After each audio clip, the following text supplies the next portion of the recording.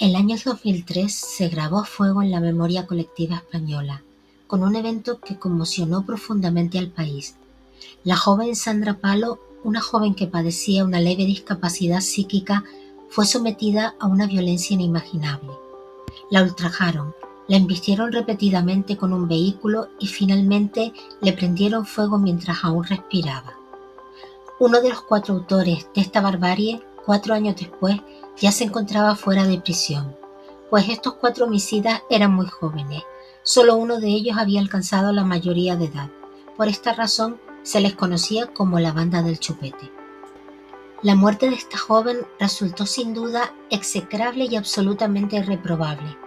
Aquellos que conocían a Sandra Palo siempre creyeron que había nacido para padecer. Desde su niñez soportó el desprecio de los demás. A la temprana edad de 9 años se enfrentó a una meningitis de las más severas. Sin embargo, se aferró a la vida y logró una recuperación total. Sufría bullying en el colegio. La madre recordaba los muchos enfrentamientos que tuvo con numerosos profesores del instituto, ya que la joven siempre regresaba con la mochila pisoteada o la cazadora destrozada, y nadie hacía nada. Para evitar escuchar los insultos de los demás, Sandra llevaba un Walkman a todas partes. Solo la música conseguía alejarla de la cruda realidad. Era una niña especial, muy especial, decía su madre. Mis hijos son especiales para mi familia, pero ella, por el problema que tenía, yo tenía que estar más volcada en ella, porque la sociedad era muy cruel. Pero el destino le tenía reservado otro golpe más duro. Un accidente de coche la dejó marcada para siempre, sumiendo a Sandra de por vida en la inocencia y la mentalidad de una niña de 12 años.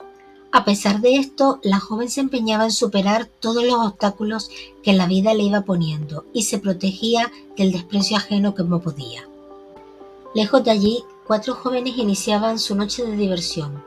Sus vidas habían transcurrido de forma muy distinta a la de Sandra, por su precocidad criminal. En los círculos policiales eran conocidos como la banda del chupete. Ramoncín, de 17 años, ya estaba casado desde los 14 según el rito gitano. Rafita tenía 14 años y un historial delictivo considerable a sus espaldas, que incluía denuncias por el hurto de vehículos y otras de vecinos que aseguraban haberlo visto disparando desde su ventana con una escopeta de perdigones a quienes pasaban por la calle. Ramón también era menor de edad. A diferencia de ellos estaba el joven conocido como el Malaguita, el único que superaba los 18 años. Juntos acumulaban la asombrosa cifra de 700 denuncias por robos y agresiones. El hecho de ser menores siempre impidió su ingreso en prisión. En la fiscalía sus denuncias se amontonaban y sus expedientes se engrosaban con folios y folios. Pero al igual que entran en comisaría, salen. Algunos policías decían que estaban absolutamente desesperados, que les daba igual detenerlos, los veían a las horas en la calle. Por otro lado, la vida parecía sonreírle a Sandra. El 16 de mayo de 2003, Sandra estaba especialmente entusiasmada. Al terminar su jornada laboral, tenía planeado ir con su novio y un amigo a las fiestas de San Isidro. Era una niña feliz, a pesar de llevar consigo las cicatrices de una vida difícil. Sandra tomó su mochila, metió una camiseta para cambiarse a la salida del trabajo y dejó todo listo para el día siguiente, ya que era la comunión de su hermano. Su madre le dijo que volviera pronto, porque tenían peluquería y cosas que hacer para la comunión de su hermano. A lo más tarde, a las 9. Sandra había pasado una noche muy divertida en las fiestas de San Isidro, junto a Antonio, su novio, y Juan Alberto, un amigo. Todos se habían conocido en un centro ocupacional para discapacitados intelectuales. Tras dejar a su novio en casa, Sandra y su amigo dieron la noche por terminada. Ya era demasiado tarde y ni el metro ni el autobús estaban en servicio a esas horas. Debían volver a casa andando. Caminando junto a su amigo Juan Alberto por un tramo de la M40, tenían que regresar a pie por un paraje solitario. La joven habló con su madre por teléfono y le contó que se iba a retrasar. «Mamá, voy a llegar un poco más tarde. Ya no hay más autobuses. Me vuelvo andando». Pero la mala suerte pronto se cruzaría en el camino de los jóvenes, justo cuando Sandra comenzaba a ser feliz.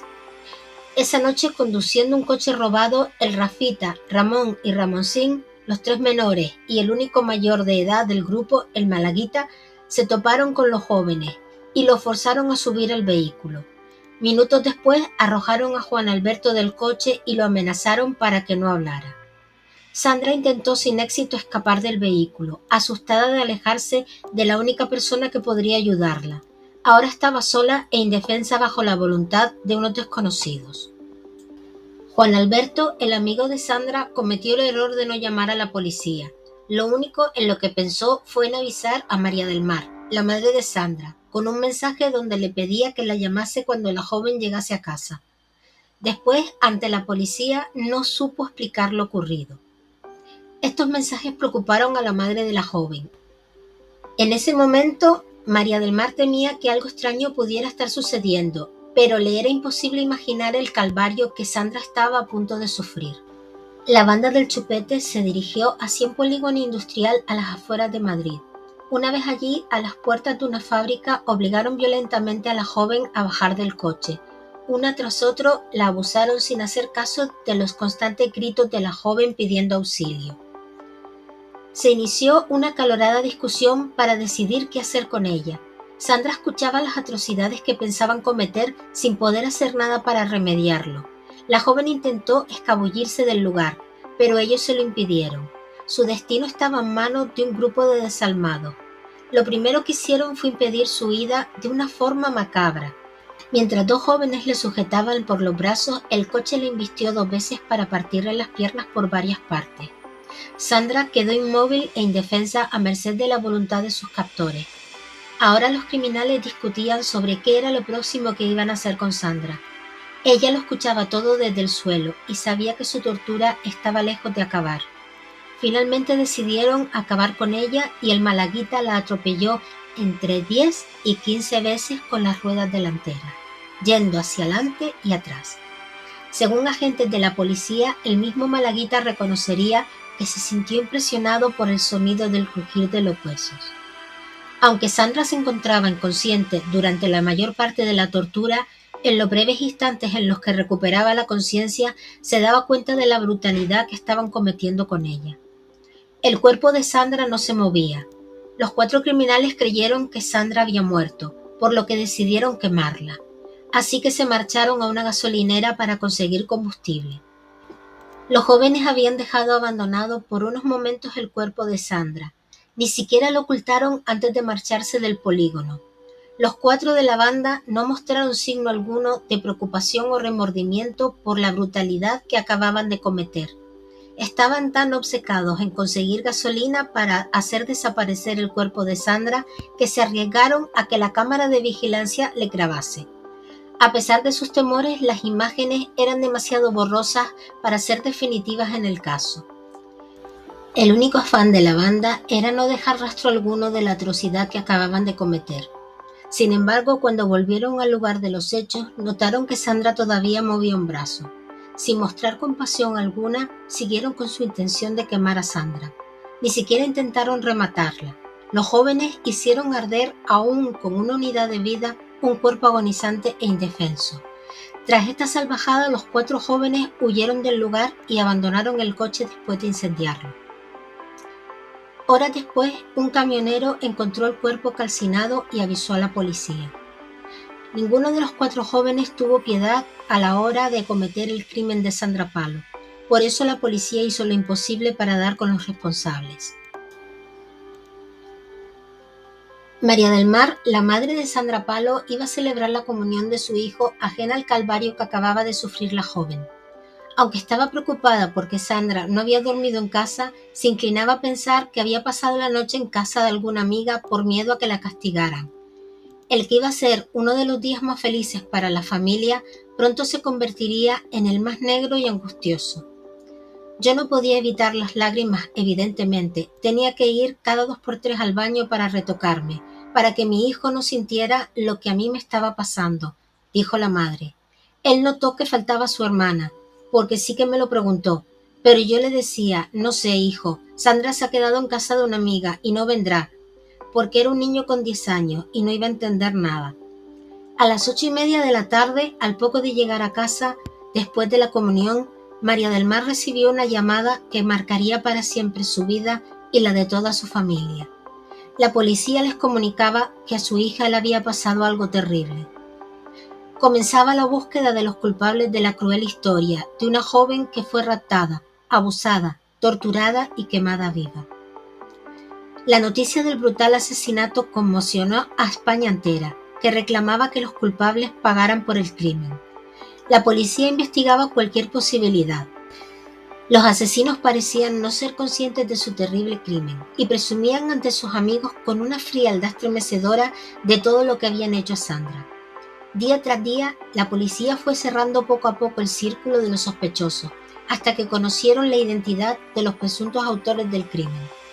El primero en ser detenido fue Ramoncín, de 17 años, quien acabó reconociendo lo ocurrido y delatando a los demás.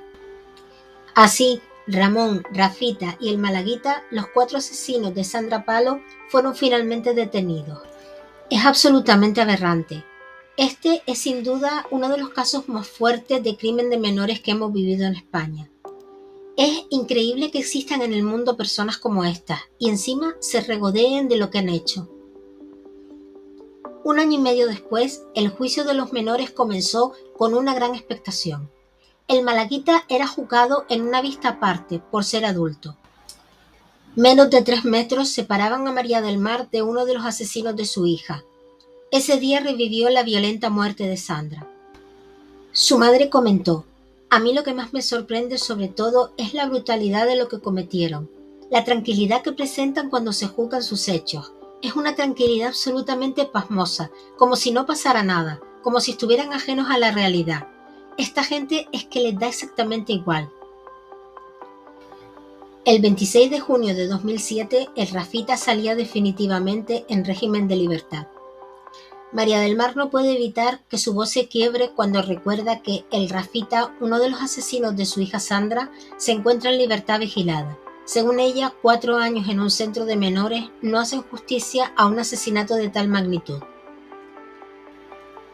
El estado actual de los condenados a julio de 2025 es el siguiente: Ramón y Ramoncín, condenados a 8 años de internamiento y 5 de libertad vigilada, siguen recluidos en un centro de menores. Ahora mismo los que tienen un mar de dudas y arrepentimiento, el dolor y todo esto tuvo su etapa. Ahora se preguntan cómo van a afrontar la vida y cómo van a poder seguir hacia adelante una vez que salgan de este centro. Mientras tanto, el Malaguita, quien tenía 18 años cuando asesinaron a Sandra, cumple actualmente una condena de 64 años de prisión.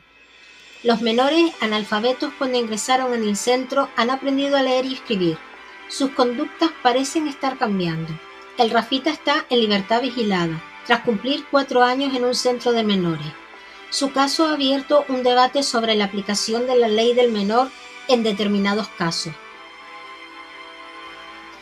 El caso de Sandra Palo y particularmente la situación de El Rafita y Ramoncín han mantenido un debate constante en la sociedad española sobre la legislación penal para menores y la reincidencia, así como el dolor incesante que enfrentan las familias de las víctimas.